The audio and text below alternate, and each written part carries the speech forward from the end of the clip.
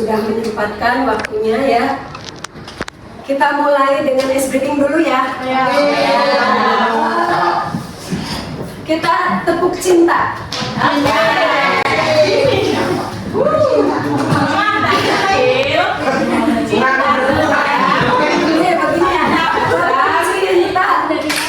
Cinta kecil, cinta sedang, cinta besar, cinta kamu. Masih semangat ya?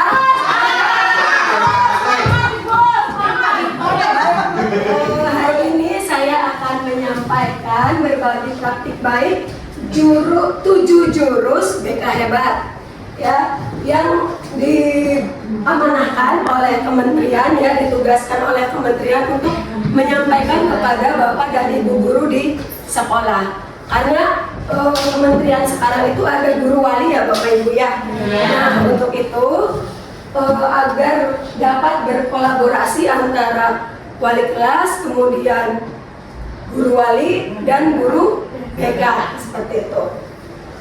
Makanya dibutuhkan menyampaikan gitu ya, menyampaikan tentang 7 jurus BK Hebat ini.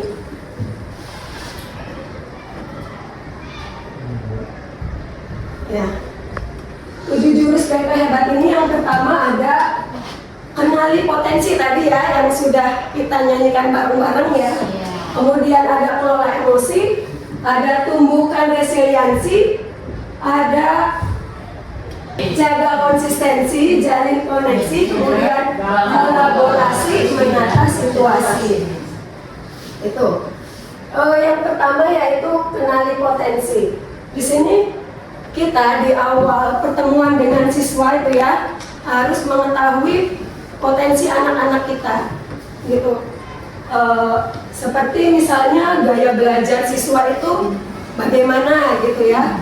Kemudian siswa itu memiliki minat dan bakatnya di bidang apa, potensinya di bidang apa, seperti itu. Nah, dari situ kita bisa melakukan assessment ya.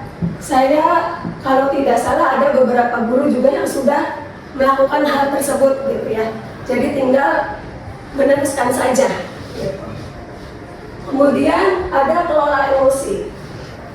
Di sini kelola emosi itu kita kan sehari-hari itu apa ya, berhadapan dengan orang, berhadapan dengan peristiwa-peristiwa gitu ya, yang menimbulkan gitu, memunculkan emosi-emosi dalam diri kita.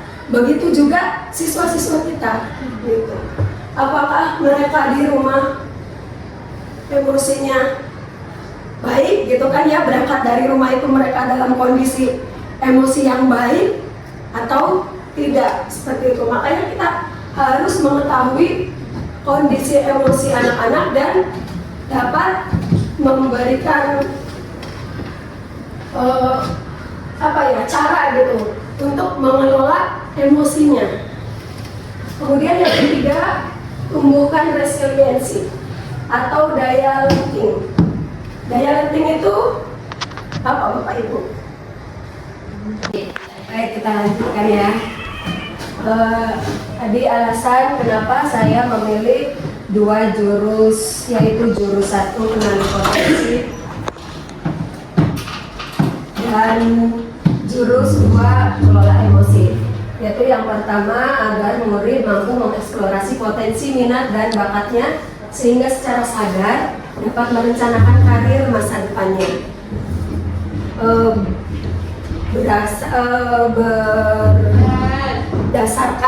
Berdasarkan dari hasil wawancara dengan siswa gitu ya, tentang tadi asesmen gaya belajar itu ya, asesmen gaya belajar. Kemudian ternyata anak-anak masih belum mengetahui gitu gaya belajar yang cocok dengan mereka gitu, yang sebenarnya bisa memberikan kontribusi gitu ya untuk menambah potensinya, meningkatkan potensinya, seperti itu. Kemudian yang kedua, untuk alasan yang jurus kelola emosi, agar murid mampu mengenali dan mengidentifikasi emosi diri sebagai dasar untuk mengelola emosi dan kemampuan untuk berempati kepada orang lain. Nah, banyak kasus atau permasalahan-permasalahan yang disampaikan oleh guru-guru mata pelajaran atau wali kelas gitu ya, bahwa ada siswa-siswanya yang misalnya masih main HP saja di kelas ketika guru sedang menjelaskan gitu kan ya, atau bolos seperti itu. Berarti mereka belum mengetahui gitu bahwa apa yang dia lakukan itu berpengaruh ke orang lain gitu, mempengaruhi emosi orang lain ya gitu. Jadi mereka harus memiliki empati gitu kepada gurunya yang, oh iya guru saya sedang menjelaskan, saya harus memperhatikan gitu. Atau oh iya saya dari rumah niat untuk sekolah gitu ya, orang tua taunya sekolah gitu, ternyata tidak sampai di sekolah, berarti dia tidak berempati dengan orang tuanya misalnya, seperti itu ya. Nah dari situ kan mungkin karena dianya juga belum tahu gitu kondisi emosi dianya itu bagaimana hari itu tuh, dia sedang merasakan apa gitu ya, apakah sedih, kecewa, atau senang, atau yang lainnya. Jadi mereka harus mengetahui itu gitu. Kita harus memberikan ilmunya gitu pada anak-anak supaya mereka bisa mengalami perubahan gitu.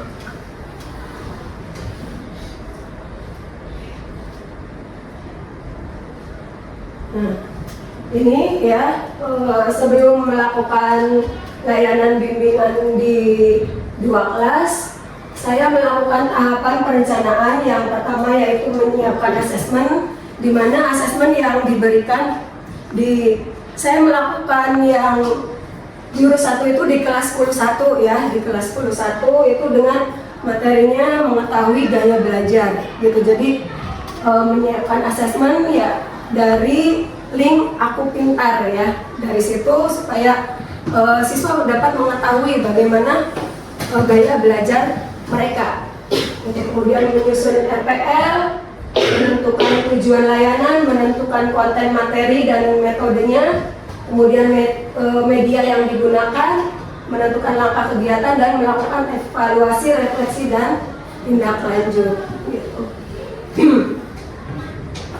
Untuk yang di kelas 10-2 yaitu jurus 2 atau kelola emosi, itu saya mempersiapkannya dengan membuat puzzle gitu ya, membuat puzzle emosi yang nantinya disusun oleh anak-anak.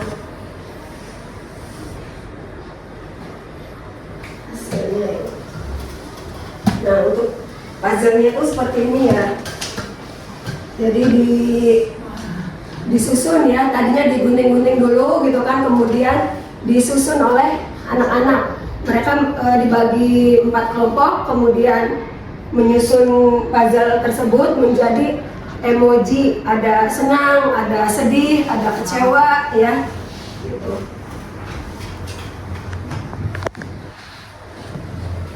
Hasilnya yang pertama, murid dapat mengetahui gaya belajarnya dari melakukan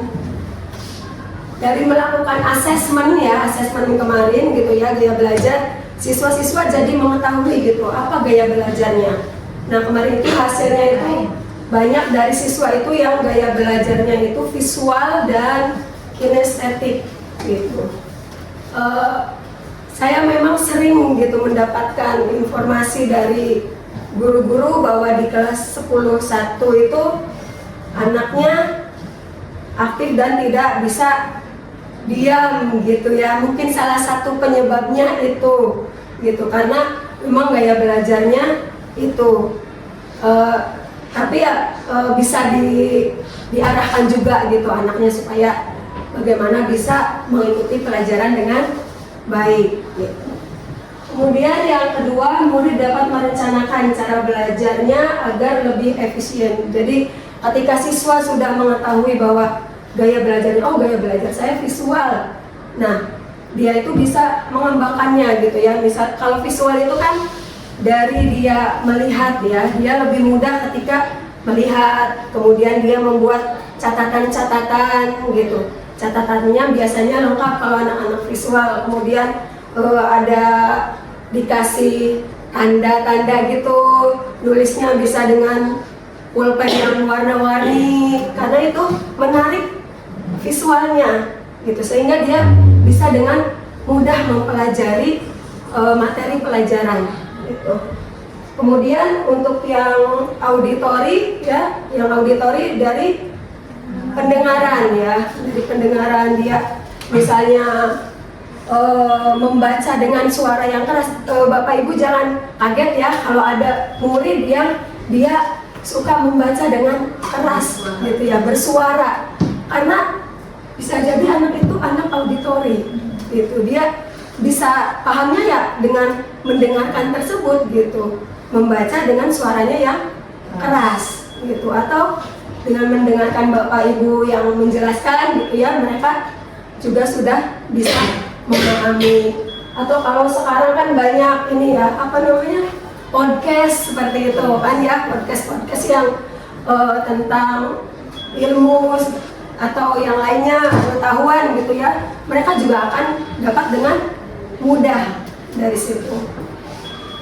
Kalau yang kinestetik itu dengan ya, dengan praktek, dengan menyentuh langsung bendanya, misalnya pelajaran matematika materinya bangun gitu ya, bangun ruang misalnya, harus harus ada wujudnya, bisa dipegang sama anak tersebut gitu ya, seperti itu. Terus yang ketiga, ini yang emosi ya, kelola emosi. Murid dapat mengetahui kondisi emosinya, kemudian murid bisa mengukur kadar emosinya. Kemarin itu dari menyusun puzzle itu mereka tahu gitu ya, tahu, bisa merefleksikan bahwa oh ini tuh emosi sedih. Sedih tuh ketika kita mengalami apa sih, kita mendapatkan peristiwa apa, kita bisa jadi sedih gitu. Kemudian untuk mengatasinya itu dengan cara bagaimana gitu. Mereka kemarin sudah sampai di situ ya. Terus yang kelima, dapat mengetahui emosi dipengaruhi oleh apa dan dapat mengelolanya itu ya. Jadi siswa dapat tahu gitu, kalau saya sekarang sedih itu kena apa gitu ya. Terus dapat mengelolanya supaya sedihnya enggak mengganggu konsentrasi mereka dalam belajar gitu. Selanjutnya tindak lanjut. Nah, tindak lanjutnya nanti akan diberikan pendampingan ya kepada siswa-siswa tersebut. Kemarin memang baru di 2 kelas ya, untuk kedepannya mudah-mudahan bisa dilakukan di kelas-kelas yang lain agar semua siswa mendapatkan kesempatan yang sama gitu, mendapatkan ilmu yang sama. Ini beberapa dokumentasinya dan itu saja. Terima kasih untuk Ibu Bapak semua. Terima kasih banyak atas waktunya, dan semoga diskusi kita hari ini bisa memberikan sesuatu yang bermanfaat untuk kita dan untuk anak-anak kita ke depan. Amin. Itu saja. Terima kasih. Assalamualaikum warahmatullahi wabarakatuh. Murid mandiri dan kuat,